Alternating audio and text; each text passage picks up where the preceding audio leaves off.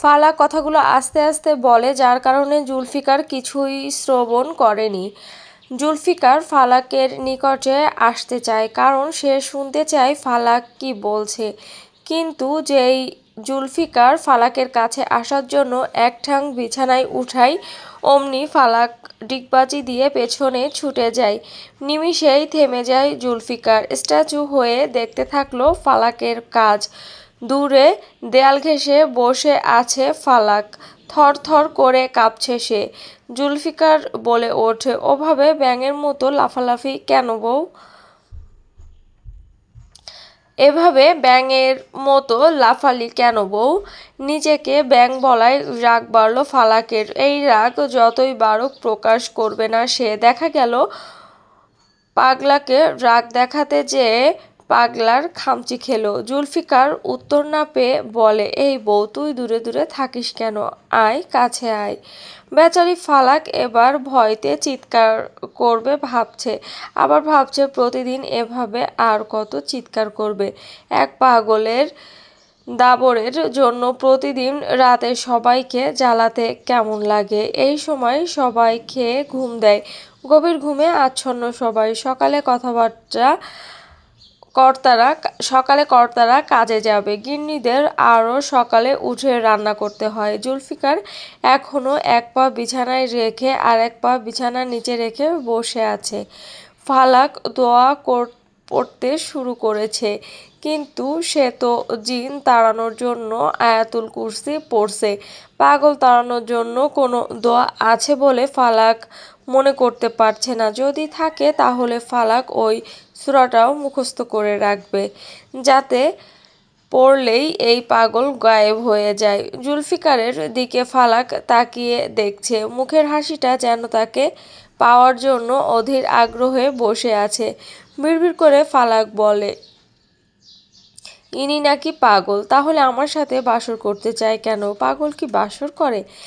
এতক্ষণ ফালাকের শরীরের অবস্থা জানতেই আগ্রহ দেখিয়েছিল জুলফিকার। বাসরের কথা মাথায় ছিল না। জুলফিকারের ধারণা তার বউ অসুস্থ, অসুস্থ বউয়ের খোঁজ নিতে হবে। বিড়বিড় করে ফালাকের কথা না বুঝলেও বাসর নামক শব্দটি ঠিকই কর্ণপাত হলো। বড় একটা লুচ্চামার্কা হাসি ফুটিয়ে তুলল জুলফিকার। ফালাককে বলে, বাসর করবি না বউ? ফালাকের মনে হলো সে যেন খাল কেটে কুমির এনেছে। এই পাগলকে দেখে ফালাক একটা নামই ঠিক করলো জুলফিকারের জন্য। বিড়বিড় করে বলে, লুচ্চা পাগলা, আয় বউ, বাসর করব। আমার বাসর করতে হবে তো। ফালাক বিড়বিড় করে বলে, এখনো বিয়েই করতে পারলাম না, এই লুচ্চা পাগল আমার সাথে কি শুরু করলো? তোর বউ মরছে বলে তুই পাগল হয়েছিস, ভালো কথা। তুই তাই বলে আমাকে বউ বানিয়ে বাসর করতে চাইবি? এই আয় বউ, আমার ঘরে চল, আমার ঘরে এসি আছে, এই ঘর গরম। তোর তো এই জন্য কষ্ট হচ্ছে। চল বউ, আমার ঘরে থাকলে তুই সুস্থ থাকবি। চল বউ চল। আমি যাব না। কেন যাবি না? আপনি খালি বাসর বাসর করেন তাই। আচ্ছা, আমার সাথে চল, বাসর বলবো না, বাসর করব। লুচ্চা পাগল কোথাকার, খালি বাসর করার ধান্দা। অবিবাহিত বউকে দেখে বিবাহিত বউ মনে করে। তুই বেয়াদব বউ, আমার কথা শুনিস না, তোকে আজ আমি পিটাবো, দাঁড়া। চল আমার সাথে। পচা বউ কথা শোনে না। এতক্ষণ প্রতিবাদ করলেও এখন আবার চুপসে গেল ফালাক। পাগল খেপেছে। ফালাক এবার কি বলবে বুঝে উঠতে পারছে না। জোর করে কান্না করতে লাগলো। জুলফিকার বোকা বনে গেল। সহজ সরল বোকা মনে পাগলের মতো বাচ্চামি ব্যবহার করছে জুলফিকার। ফালাকের মাথায় কি আর এসব? এবার তাকে মারবে। ফালাকের মাথায় কি আর এসব আছে? সে তো ভেবে নিয়েছে পাগলা জুলফিকার সত্যিই এবার তাকে মারবে। জুলফিকার ফালাকের খুব কাছে এসে বলে, এই বউ, মারবো বলেছি, মারেনি তো, কান্না করছিস কেন? ফালাক কান্না করতেই থাকে। মনে মনে বলে, আল্লাহ, এই পাগলের হাত থেকে আমাকে বাঁচাও। অমনি বাড়িটা ভুতুড়ে, তার উপর আবার এই বাড়িতে একটা পাগলও আছে, প্রতিবন্ধিতাও ভালো আছে, আমার পেছনে লাগে না। ফালাকের মনে কথাগুলো জুলফিকারের কর্ণপাত হয় না, তাই তো ধাক্কা দেয় ফালাককে। ফালাক চুপ করে ফোপাচ্ছে। ঠিক তখনই ওখানে কেশর মেশানো দুধের গ্লাস নিয়ে উপস্থিত হয় রোহিণী। জুলফিকারের এমন কথা শুনে কিছুক্ষণ দরজার কাছে দাঁড়িয়ে থাকে, দেখতে চায় জুলফিকার কি করে। সে তো এই বাড়িতে জুলফিকারের জন্য এসেছে। জুলফিকারের সুস্থ হওয়ার পসিবিলিটি কতটুকু আছে এটা জানতে চায় রোহিণী। আদৌ কি সে সুস্থ জীবন পাবে এটা রোহিণী কিছুদিন এখানে থেকে বুঝতে চায়। জুলফিকার যখন ফালাকের কাছে এসে বউ বউ বলে তখন রোহিণী ভুরুকুটি করে, ভাবছে জুলফিকার ভাই কি তাহলে ফালাককে ভালোবাসতে শুরু করেছে, নাকি তার বউ বলতে ওকেই ভাবে। চিন্তার পরিমাণ বৃদ্ধি পাচ্ছে রোহিণীর মনে। জুলফিকার ঠিক কোন মনে ফালাককে বউ বলছে এখনই বুঝতে পারবে না সে। কিছুক্ষণ আপন মনে ভেবে বিছানার পাশে এসে দাঁড়ালো। জুলফিকারকে উদ্দেশ্য করে বলে, তোমার বউকে দেখতে এসেছো ভাইয়া? জুলফিকার থেমে যায়, পিছনে ঘুরে তাকালো রোহিণীর দিকে। কিছুক্ষণ ছোট ছোট চোখে রোহিণীকে দেখে নিয়ে বলে, তুই কে? রোহিণী বুঝলো পাগল জীবনের সাথে অতীতটাও ভুলে গেছে জুলফিকার। ভুলে যাওয়াটাই উচিত। অতীত ভুললে তিক্ত সময়টুকু জুলফিকার ভুলে যাবে, যেটা ছিল এক মর্মাহত জীবন। রোহিণী সেই সময়ের সাক্ষী ছিল না, কিন্তু শুনেই রোহিণীর রুহু কেঁপে ওঠে। ফালাক একটু শান্তি পেল। এতক্ষণ একা ছিল, ভয়ে যুবথুবো হয়েছিল। এখন কেউ আছে এই ঘরে, সেও এখন সুরক্ষিত। অন্তত বাসর তো করতে হবে না। একজন পুরুষ মানুষের সাথে যুদ্ধ করে কখনোই পারবে না ফালাক। জুলফিকার তো সেখানে পাগলা পুরুষ, দেখতেও সুঠামদেহী। ফালাক বসা থেকে উঠে দাঁড়িয়ে এক ছুটে জড়িয়ে ধরে রোহিণীকে। ডান হাতে থাকা দুধের গ্লাস থেকে কিছুটা দুধ পড়ে যায়। রোহিণী আগলে রাখে ফালাককে। ফালাকের হৃদস্পন্দন বেড়ে গিয়েছে রোহিণী অনুভব করলো। তাই ফালাকের পিঠে বাম হাত রেখে বলে, চিন্তা করো না, কিছু হবে না তোমার, আমি আছি তো। ফালাক একটু শান্ত হলো, রোহিণীর থেকে সরে পাশে বসলো। রোহিণী জুলফিকারের দিকে তাকিয়ে বলে, আমি তো তোমার বউয়ের বেস্ট ফ্রেন্ড, তোমার সাথে তোমার বউকে এক করে দিতে এসেছি। তুমি তোমার বউকে কাছে পেতে চাও, তাই না? জুলফিকার একগাল হেসে দিয়ে বলে, হ্যাঁ হ্যাঁ, আমি নিয়ে যাব আমার বউকে, কিন্তু বউ যায় না। তোমাদের কি বিয়ে হয়েছে? বিয়ে হবে কিভাবে? তুমি বর সাজবে, তোমার বউ বউ সাজবে। জুলফিকার মাথা চুলকাতে থাকে, কিছুক্ষণ ভেবে বলে, মনে পড়ছে না, কিন্তু বউ আছে আমার। ওই তো বউ। কিভাবে বুঝলে ও তোমার বউ? ওর চুল বড় আমার বউয়ের মতো, ওর চোখ দুটো কত সুন্দর আমার বউয়ের মতো, ওর হাসিটা আমার বউয়ের মতো সুন্দর, ও আমার বউ। রোহিণী একবার জুলফিকার আর একবার ফালাককে দেখছে, অতঃপর জুলফিকারকে বলে, তোমার বউ তোমার উপর রাগ করেছে। ফালাক হাঁ করে তাকালো রোহিণীর দিকে। এটা কিছুটা সত্যি হলেও রাগ করেছে, এটা তো কাহিনী রোহিণীর জানার কথা না। জুলফিকার বলে, কেন রাগ করেছে বউ? কারণ তুমি ওকে বিয়ে করনি। তুমি জানো না স্বামী স্ত্রী একসাথে থাকার আগে বিয়ে করতে হয়? তাহলে আমি ওকে বিয়ে করব। এই বউ চল বিয়ে করি। বলেই ফালাকের হাত ধরতে যাবে, অমনি ফালাক পিছিয়ে যায়। সাহসের সাথে চিল্লিয়ে রোহিণীর উদ্দেশ্যে বলে, লুচ্চা পাগলা ভাইকে সুস্থ করবে ভালো কথা, কিন্তু আমাকে ফাঁসাচ্ছ কেন? আমি কি দোষ করেছি যে এখন পাগল বিয়ে করব? কত বড় ভুল করলো ফালাক, এটা ভাবছে রোহিণী। চোখ বন্ধ করে আফসোস করছে। জুলফিকার পাগল হলেও পাগল শব্দটার জন্য অপমানবোধ করলো। যে কেউই পাগল শব্দ শুনতে পারবে না, সেখানে জুলফিকার নিজেই তো একজন পাগল। তেড়ে আসতে নেয় ফালাকের দিকে। জুলফিকারকে আটকে দেয় রোহিণী, বলে, আরে আরে, তুমি ওকে রাগ দেখাচ্ছ কেন? ওই যে বললাম না ও রাগ করেছে, ও কষ্ট পেয়েছে। তুমি চাও তোমার বউ রাগ করে কষ্ট পেয়ে দূরে যাক? তুমি কিন্তু তোমার বউকে পাবে না তাহলে। জুলফিকার আর এগোলো না, ফালাকের দিকে থেমে যায় সে। রোহিণীর দিকে তাকিয়ে বলে, আমি ওকে বিয়ে করব। ও বিয়ে করতে না চাইলেও করব। রোহিণী বলে, হ্যাঁ করবে তো বিয়ে, ধুমধাম করে বিয়ে করবে। তোমার বিয়ের জন্য আমি তোমার বউকে রাজি করাবো। সত্যি? হ্যাঁ। আচ্ছা তাহলে তুই ওকে রাজি করা। হ্যাঁ, এজন্য তোমাকে শান্ত হতে হবে। এখন ঘরে যাও, ঘুমাও, আমি ওকে সুস্থ করে দেই। তুমি কিভাবে ওকে সুস্থ করে তুলবি? আমি তো ডাক্তার, তোমার বউয়ের জন্য খাবার এনেছি, ও তো রাতে না খেয়েছিল, তাই তো আমি কেশর দিয়ে দুধ এনেছি, এটা শরীরের জন্য অনেক উপকারী। তুই আমার বউকে অনেক ভালোবাসিস, তুই তাহলে আমারও বন্ধু। আচ্ছা, আজ থেকে আমরা 3 বন্ধু। আমি তোমার বউকে সুস্থ করে তোমার সাথে বিয়ে দিব। এখন তাহলে তুমি যাও, না হলে ও আরও বেশি ভয় পাবে। আচ্ছা যাচ্ছি বলেই চলে যেতে নেয় জুলফিকার। দরজার কাছে এসে পিছনে ঘুরে বলে, শোন বউ, আমি যাচ্ছি এখন। তুই কিন্তু সব খাবি, না করবি না। আর হ্যাঁ, তুই গোসল করবি, গায়ে থুতু দিয়ে নোংরা করেছিস গা। ভীত মুখ আবার বিড়ালের মতো গর্জে উঠল। বাঘের মতো গর্জে ওঠা সম্ভব না, কারণ জুলফিকার বাঘের রাজা। তার সামনে ফালাক তো বিড়ালি। জুলফিকার একটা মেকি হাসি দিয়ে বেরিয়ে যায়। এই হাসিটা একটু অদ্ভুত লাগলো, কিন্তু ফালাক সেই হাসিতে হয়তো ফেসেছে।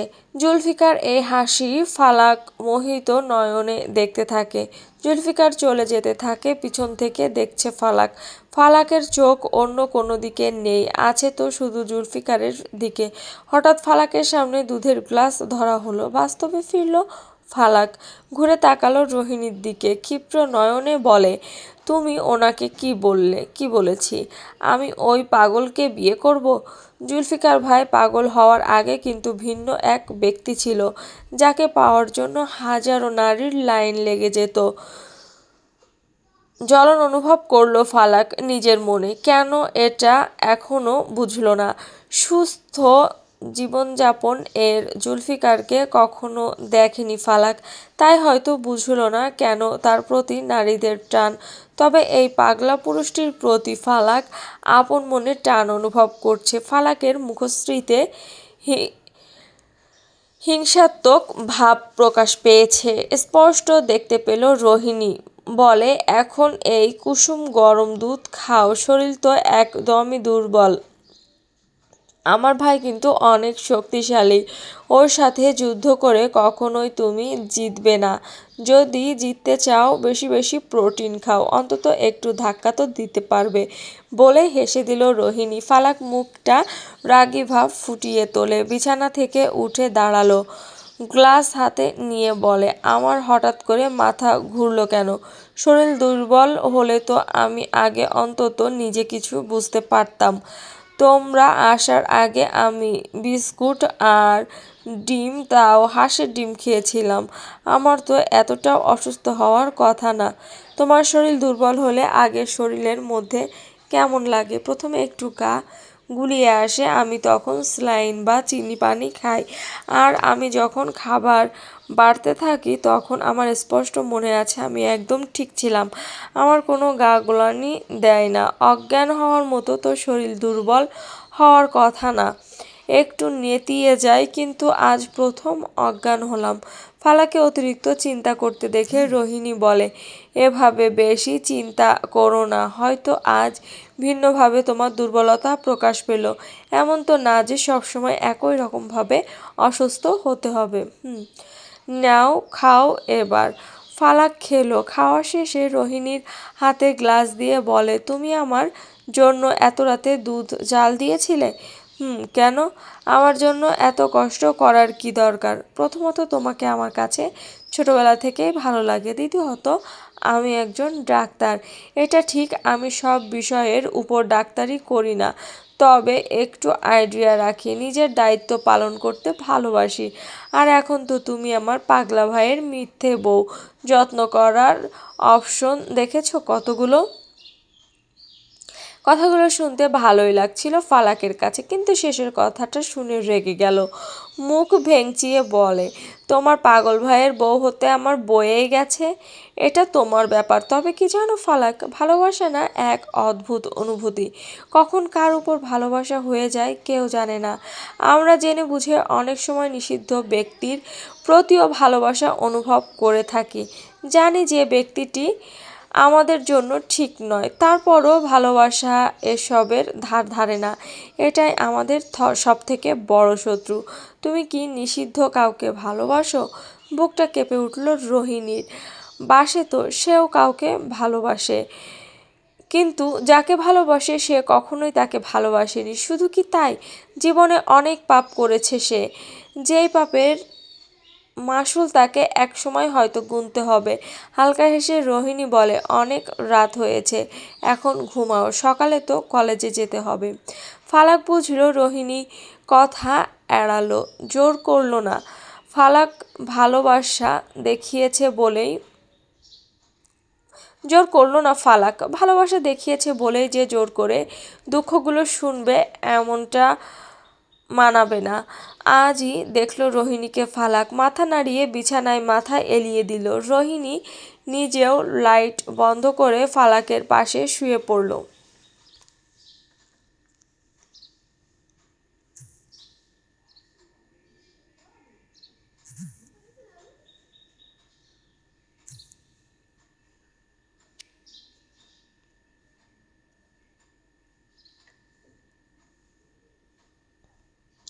সকালবেলা জেহের আর ফালাক একসাথে নাস্তা করতে বসেছে। একটু পরেই শহরে যাবে।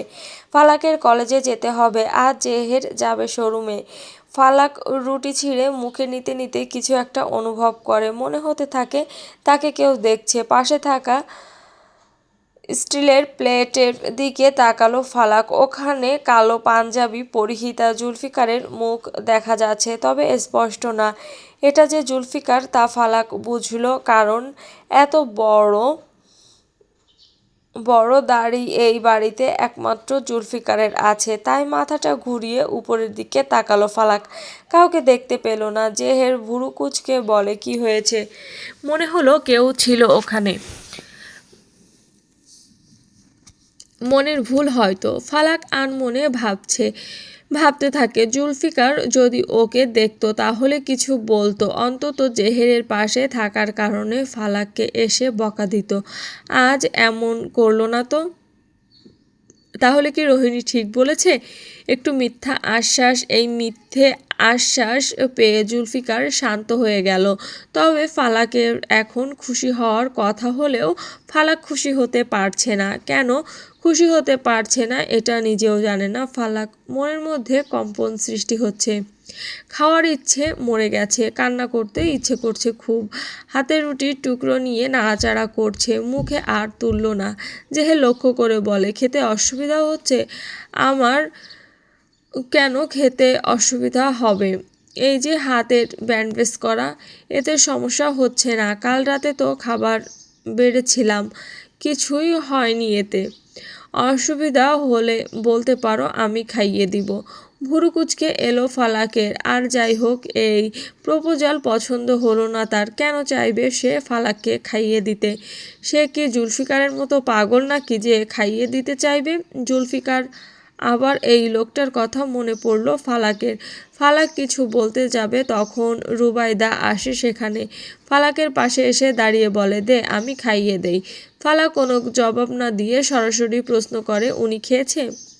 উনি বলতে কাকে বোঝানো হলো বুঝল না কেউ। রুবাইদা বলে, কার কথা বলছিস তুই? তোমার ছেলে জুলফিকার? পানি মুখে দিতে যেন নিল না জেহের। চোখ লাল হয়ে এলো তার। শখের নারীর মুখে আরেকজনের নাম ঠিক সহ্য ক্ষমতার বাইরে। কিন্তু খুশি হলো রুবাইদা। একমাত্র কাজের সূত্রে মর্জিনা একটু খোঁজ খবর রাখে জুলফিকার খেয়েছে কিনা। এছাড়া জুলফিকারের খাওয়া দাওয়া, গোসল এসব বিষয়ে একমাত্র রুবাইদা খোঁজ রাখে। জুলফিকার ওই সময়টুকু ছাড়া কাউকে তার ঘরে যেতে দেয় না। চোখের পানি মুছে রুবাইদা বলে, ওকে সকালে এমনি বাদাম খেতে দিয়েছি, একটা সিদ্ধ ডিম আর ফল কেটে দেওয়া আছে, একটু পর রুটি দিব। তুমি এত কিছু খেতে দাও বলেই সে এত শক্তি পায়। মিষ্টি মা আমাকে কাল কি করে দিল বলেই মুখটা শুকনো করে রাখলো ফালাক। হেসে দিল রুবাইদা। ফালাক আবার বলে, কাল থেকে সকালবেলা উঠে আমিও বাদাম খাবো, তাহলে কেউ আমাকে মারতে পারবে না। ফালাকের গালে রুটি আর সবজি একসাথে মিশিয়ে ঢুকিয়ে দিল রুবাইদা। তারপর বলে, আচ্ছা কাল থেকে আমার ছেলের সাথে যুদ্ধ করার জন্য নিজেকেও শক্তিশালী করবি। জেহের ধৈর্য শক্তি যেন হারিয়ে যাচ্ছে, সহ্য করতে অক্ষম সে। পাশে থাকা পানির গ্লাস নিয়ে ঢকঢক করে পানি গিলে বলে, কলেজের জন্য দেরি হয়ে যাচ্ছে। পাশে থাকা ব্যাগ হাতে নিয়ে ফালাক বলে, চলুন। ফালাক আর জেহের উঠতেই রুবাইদা বলে, ওকে তো আমি কিছুই রান্না করে দিতে পারলাম না। আজকে দেখলাম ওর 4টা ক্লাস, তুই ওকে নিয়ে আসার সময় কিছু খাইয়ে দিস। ঠিক আছে বড় মা, তুমি চিন্তা করো না। ফালাক আর জেহের বাইরে এসে দাঁড়ালো গাড়ির সামনে। ড্রাইভিং সিটের দিকে জেহের চলে যায় আর ফালাক তার পাশের সিটের দরজার কাছে এসে দাঁড়ালো। লুকিং গ্লাসে চোখ যেতেই ফালাক দেখতে পেল জুলফিকারকে। ঠোঁটে আপনা আপনি হাসি ফুটে উঠল। পেছনে ঘুরে ব্যালকনির দিকে তাকালো। জুলফিকার তাকিয়ে আছে। ফালাক কিছু একটা ভেবে জোরে জোরে বলে, আমি কলেজে যাচ্ছি পড়াশোনা করতে। জুলফিকার হেসে দিল। জেহেরকে দেখে মুখ ভেঙচে জুলফিকার বলে, শোন বউ, তুই যেন আশেপাশে কারোর সাথে মিশবি না, ওরা পচা। আমার বউ শুধু আমার সাথে মিশবে। ফালাক সম্মতি দিল, হাত উঁচু করে বলে, আমি তাহলে। জুলফিকার উত্তর দিল না। গাড়িতে উঠে বসলো ফালাক।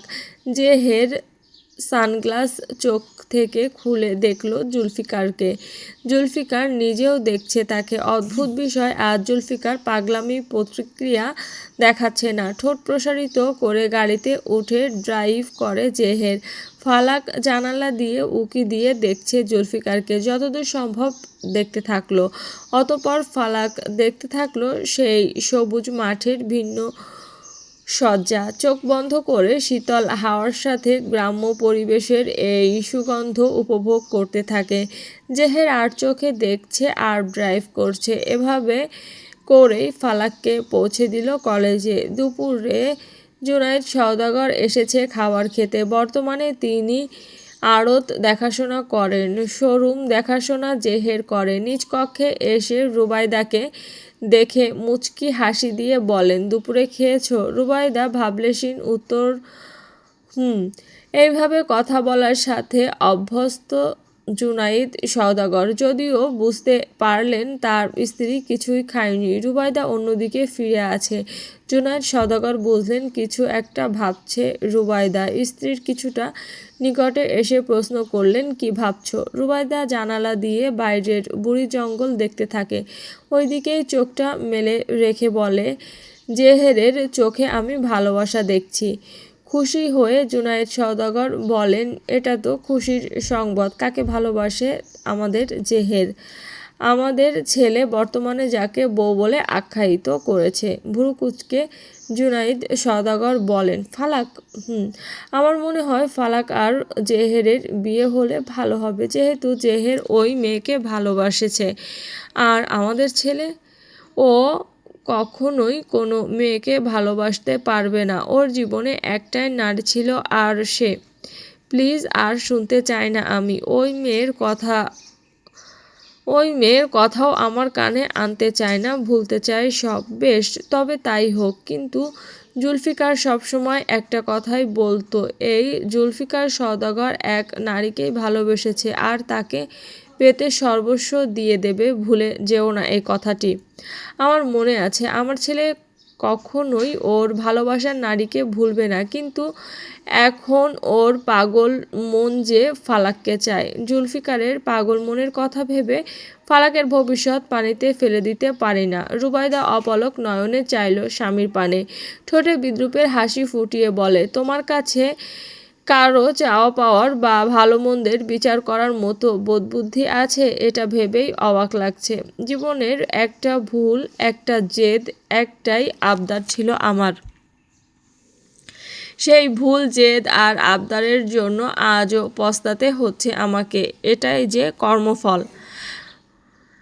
বলেই বাইরে যেতে নিল রুবাইদা। যেতে যেতে বলে, ফ্রেশ হয়ে আসো, আমি খাবার বাড়ছি। বাড়িতে দুটো কাজের লোক থাকতেও আমাকে এই লোকের দায়িত্ব নিতে হয়। রুবাইদা চলে যেতেই মন খারাপের হাসিটা ফুটে উঠল জুনায়েদ সওদাগরের ঠোঁটে। যেটা চেয়েছিল সেটা পেয়েও যেন কিছুই পায়নি সে। বিকালের দিকে বাড়িতে আসে ফালাক। জেহের তাকে পৌঁছে দিয়েই চলে গেছে। দেখতে পেল সওদাগর মহলের সামনে লোকের ভিড়। সবাই ওই জঙ্গলের দিকে যাচ্ছে। সবার চোখে মুখে আতঙ্ক। মর্জিনা এখনো স্কুলের পোশাক পরে আছে, সেও ওইদিকে ছুটে গেল। ফালাক মর্জিনার দিকে ছুটে গেল। কিছু দূর যেতেই দেখলো সবাই জঙ্গলের দিকে না, জঙ্গলের উল্টো পিঠে কবর স্থানের দিকে যাচ্ছে। ফালাকও সেদিকে ছুট লাগালো। মর্জিনার থেকে 3-4 পা দূরে দেখতে পেল একটি কবর, যে কবরের মাটিগুলো এদিক সেদিক ছড়িয়ে ছিটিয়ে আছে। আশেপাশে আছে কিছু স্বর্ণ। গোল গোল স্বর্ণ দেখে অবাক হলো ঝুমঝুমপুর এলাকাবাসী। কবরের মাটিগুলো কিছুটা লাল পানি দিয়ে ভিজে আছে, বোঝা যাচ্ছে এখানে রক্ত ছিল। কিছুটা দূরে তাকালেই ফালাক দেখলো আজও একটি কুকুরের লাশ। দেখতে বেশ ভয়ানক লাগছে। ফালাক শুকনো ঢোক গিলতে থাকে। সে কবরের মাটিগুলো ছড়িয়ে ছিটিয়ে আছে। সেই কবরের সামনে একটি স্ট্যান্ডে নাম লেখা ছিল মধুজা। তবে কে এই মধুজা জানে না ফালাক। ফালাকের ভাবনার মাঝেই মর্জিনার কথা কর্ণপাত হলো। মর্জিনা রুবাইদাকে উদ্দেশ্য করে বলে, ভাবির কবরকে এভাবে খুঁড়ল কে গিন্নিমা? মধুজা নামটিকে ভাবি বলার কারণে ক্ষিপ্র হলো রুবাইদা। চোখ রক্তিম করে চাইল মর্জিনার পানে। মর্জিনা নীরব হয়ে যায়। পাশ থেকে এক বৃদ্ধ মহিলা এসে মর্জিনার মাথায় চাপড় মেরে বলে, ওই মেয়ে জুলফিকারের বউ হওয়ার যোগ্য না। তুই ওই মেয়েকে ভাবি বলে পুরনো ক্ষত উঠাস না। ফালাক বুঝলো এটা জুলফিকারের মৃত বউয়ের নাম মধুজা। ফালাকের গা ঘেঁষে দাঁড়িয়ে কবর দেখছে কিছু মহিলা। গ্রামের মানুষের আতঙ্ক বেশি, কিছু একটা হলেই ছুটে চলে আসে দেখতে।